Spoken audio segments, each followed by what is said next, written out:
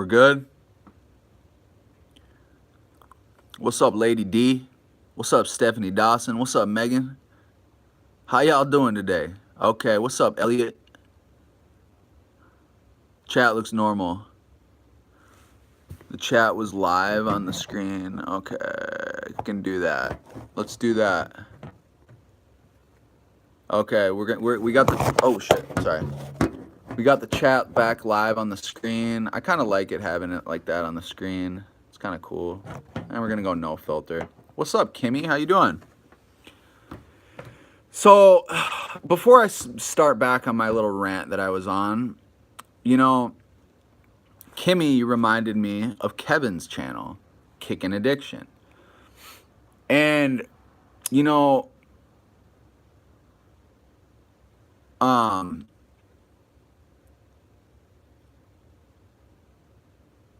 why does this junkie keep coming on my screen? That's hilarious.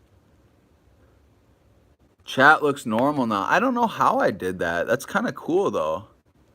Let me go over to my options real quick and see, cuz I kind of like that. Live chat, super chat. All chat messages are visible. Huh. Anyways, let's get back to the subject at hand. So, Kimmy, I know Kimmy from Kevin's channel at Kickin' Addiction. It was like I went live on a short. That's weird, dude. That's very weird. Anyways, thanks YouTube, I guess. So that reminds me of Kevin's channel, Kickin' Addiction. Now, Kevin's channel primarily revolves around Suboxone maintenance, Sublocade, stuff like that. I don't know, Kimmy, is Kevin off Sublocade? Because like he's been on such a low dose for so long. Like he's got to be off Suboxone by now, or Sublocade, right? Kimmy, let me know in the chat if you know what the status on Kevin is. But anyways, I don't know if it was Kevin or someone else on his channel, but people kind of made it seem like I'm anti-Suboxone, I'm anti-methadone, and that couldn't be further from the truth. Okay, good for Kevin. I'm glad he's off. I guarantee you, I promise you, Kevin, if you're in the chat, let me know how you're feeling off Suboxone. I can almost guarantee you he feels 100 times better off Suboxone. And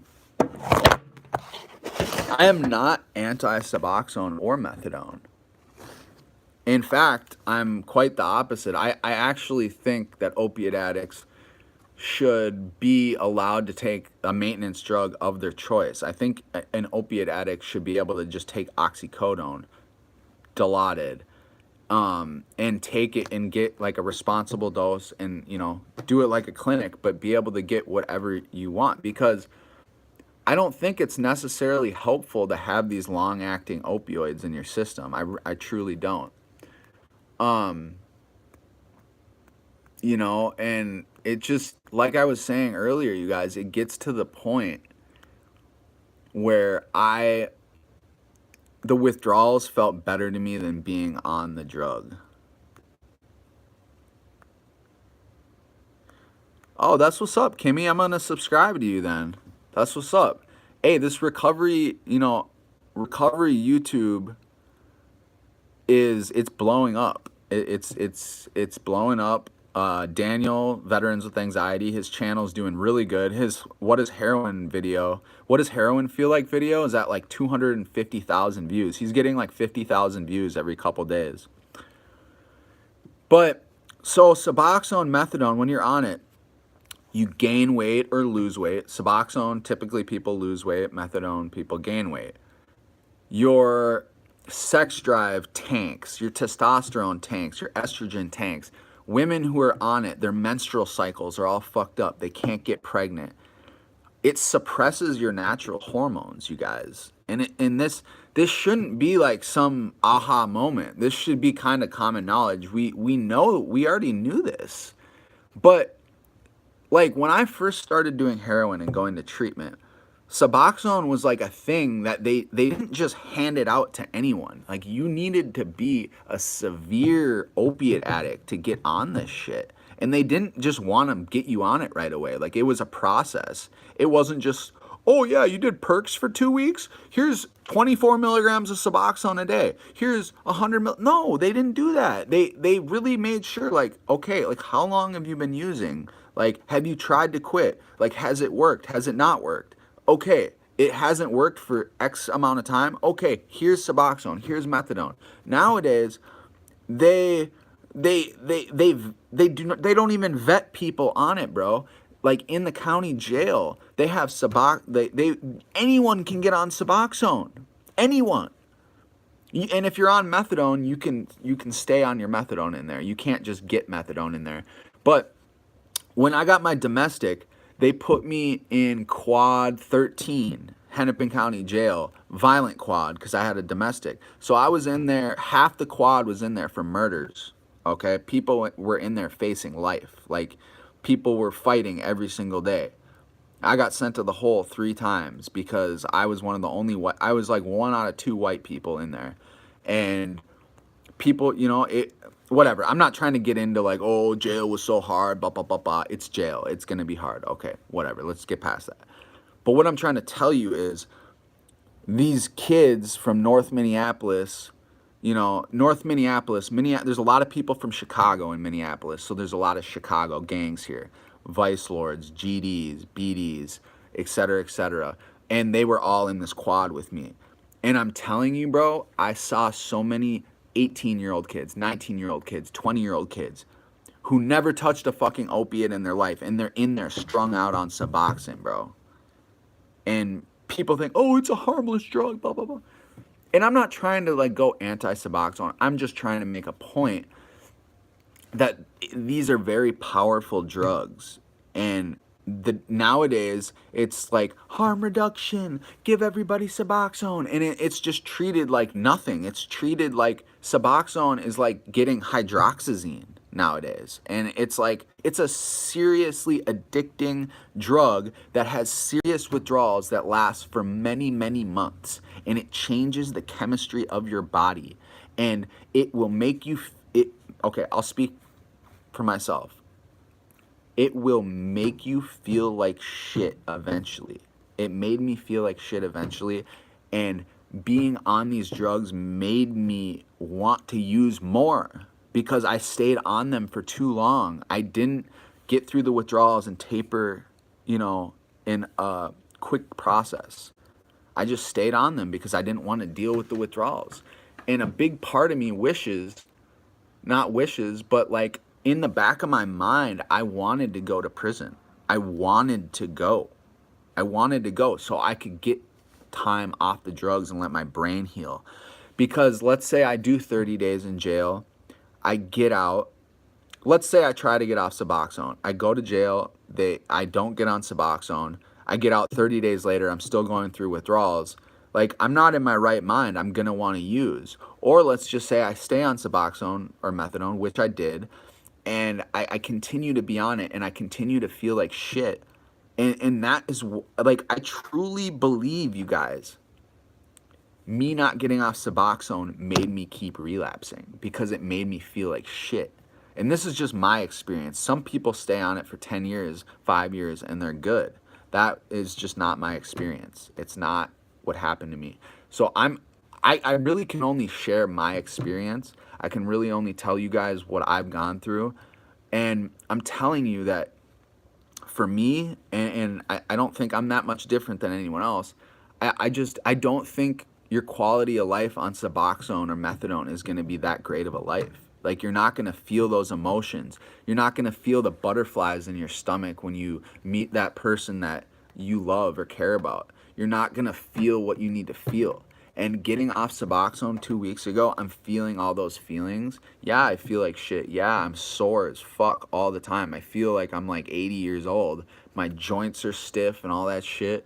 But I can feel the progress every day. I can feel my body healing. And I live in a small town now. I don't live in Minneapolis. I don't live in a big city where heroin, fentanyl, crack and meth is on every street corner, yes, I am still working. I work today at 3. I've been working full time.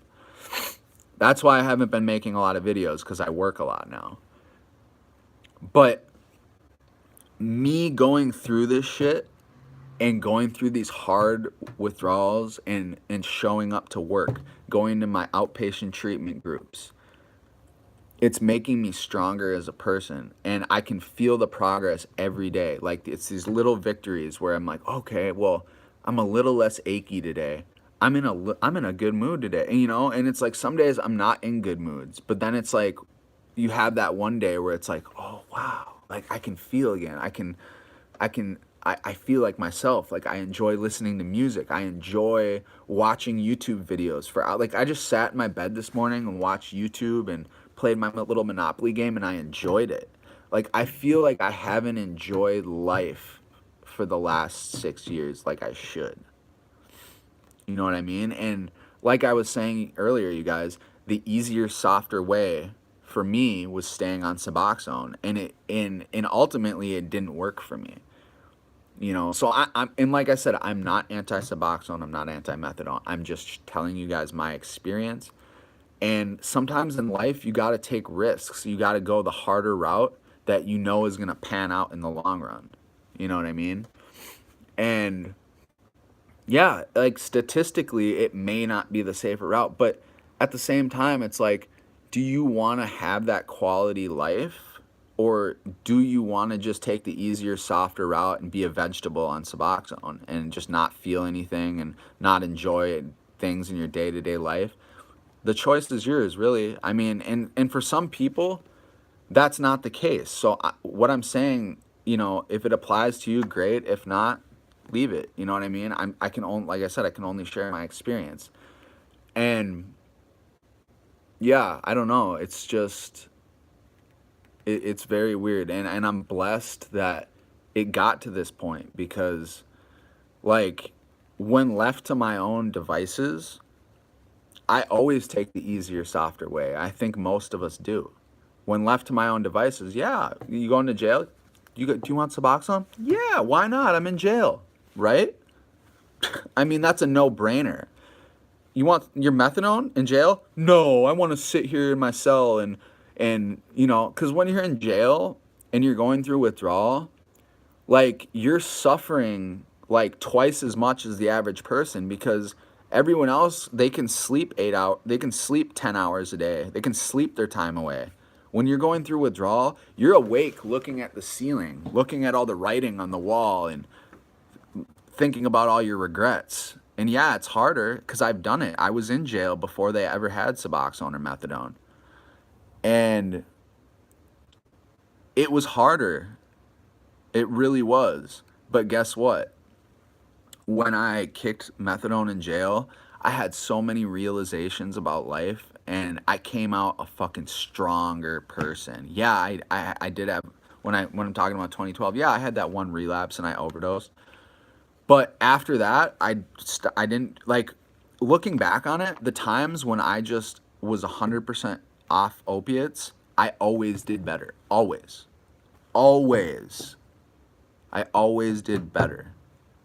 And I felt like I had control of my life. I had control of my emotions, because when you're numbed on Suboxone or methadone, you're really not, I was not really making my own decisions, in a sense, because I didn't feel my own feeling. I didn't really feel feelings.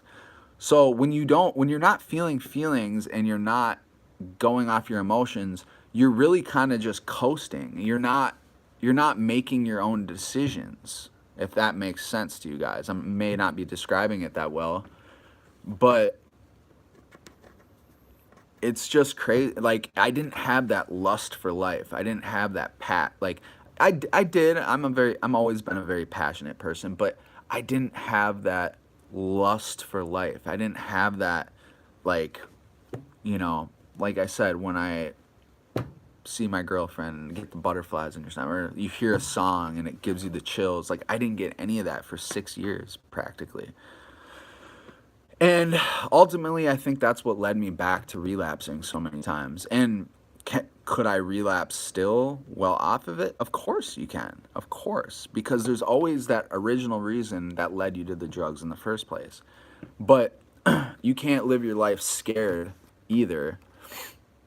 You can't live your life scared and be like, oh, well, statistically it may be better, or, you know, I don't want to go through the withdrawals. You know, I can't do that anymore. I just don't have that option. So I guess the point of this video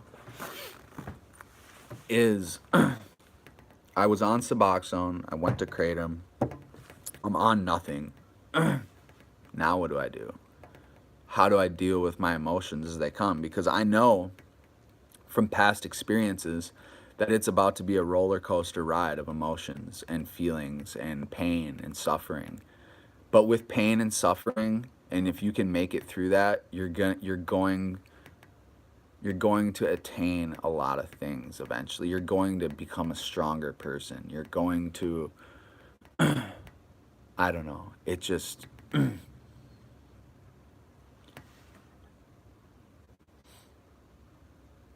how were your allergies doing being off subs, Luke? What do you mean by allergies, Megan? 22 months off and I still struggle, Kimmy said. Yeah, Kimmy, for me, what really helps, weird, my ears are ringing all of a sudden. But for me, what really helps in sobriety, especially being off Suboxone, is I try to be as healthy as possible. I try to exercise every day. I try to eat healthy. I do intermittent fasting. I do prolonged fasting. I take supplements. I take vitamins. And that's what I try to focus on. I truly believe physical health is like one of the cruxes to sobriety. I watched a motivational speaker, right? I watched a motivational speaker once, and the guy was, and we're not even talking addiction now. We're just talking about success in general. Do you want to know what this guy said? The first step for success in life, financial, career, social, whatever it may be, the foundation is your physical health. That is the foundation. Step one, get as healthy as you possibly can. Quit fucking cigarettes. Quit eating shitty.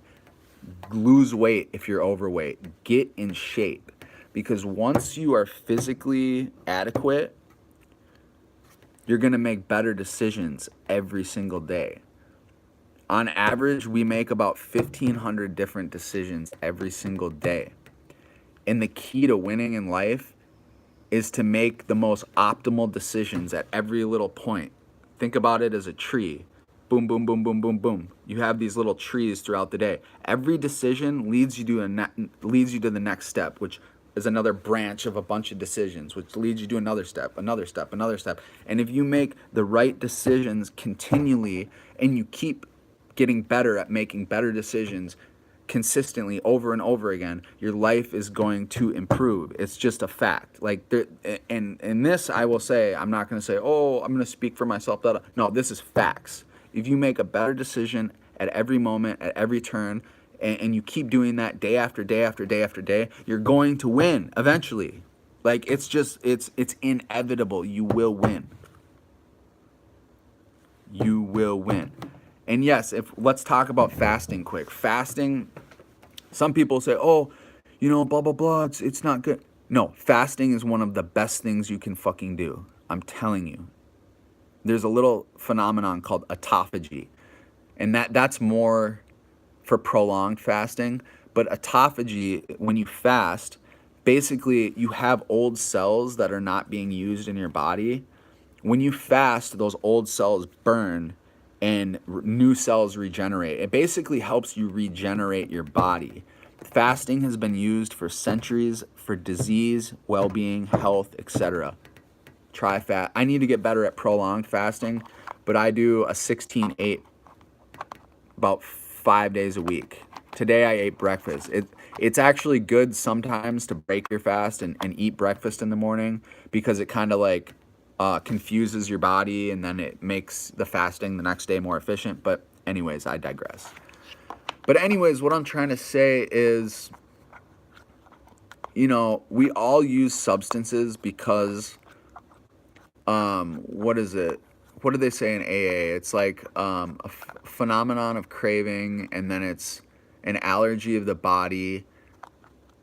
And that allergy of the body, but there may be underlying health issues why a lot of us use in the first place. There might be some kind of allergy going on in your body that came way before the drugs, and it made you feel discontent. It made you feel unwell. And why do people do opiates? Why do people use drugs? Because they want to get well. They want to feel good, right?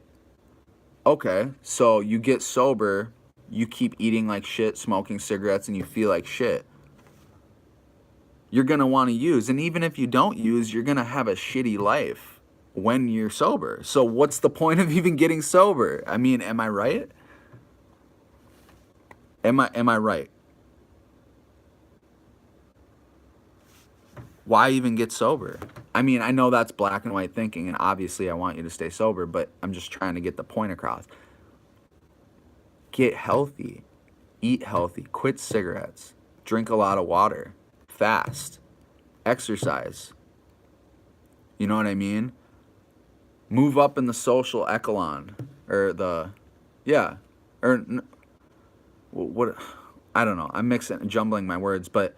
Move up in the social ladder. Find out what your passions are in life. Chase that shit. Do well. You know, obviously I'm working at a gas station. Probably not like my life's dream or goal. But in this world, you have to have money to obtain freedom. You have to have like some amount of money for freedom. Because if you didn't have money, you would be on a park bench. You couldn't eat healthy. You couldn't have a good life. So you have to get money. Money is important. Money, they say, oh, money doesn't buy happiness.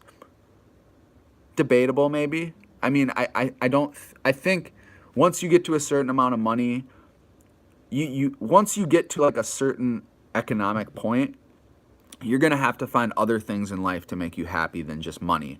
But like, just like how I said, health is number one. Number two is money. Health, get a job, maintain that health, find out what your dreams, goals, aspirations are, have those goals, work towards those goals, save money, invest your money.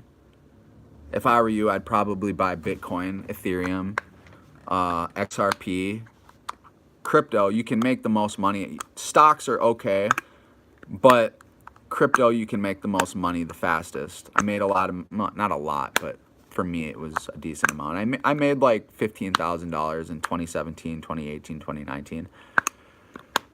But if I would have held on to my coins and I wouldn't have cashed them out to get drugs, I would have well over $100,000 by now. But anyways, my point is, you got to start somewhere. You got to get healthy. That's the number one. That is the baseline thing. Get healthy. Okay, we got healthy. Okay, get money. Get that bag, man. No, I'm just kidding. But get healthy, get money. What's the next one? Social. Find people that you enjoy spending time with. Quality people, okay? Healthy relationships. Family, okay? Do things for other people. Stop thinking about your fucking self all the time. Do good things for people. Think about others more than you think about yourself. Okay, now we're getting in. Now we're moving up in the echelon. Okay, now you're doing your social thing. You're helping people out. You're driving people to meetings. You're sponsoring people maybe. And I mean, I'm not even saying AA, NA. Maybe it's just you're stepping up at work. Maybe it's you're taking care of grandma who's sick. Whatever the case may be. Okay, what can we move on from there? Let's think. Spiritual. Find out your spirituality. Find out your passions in life. What do you want to do? Oh, sorry. What do you want to do? And then it's like, okay, where do we go? Shit. Where do we go from there? And I think the top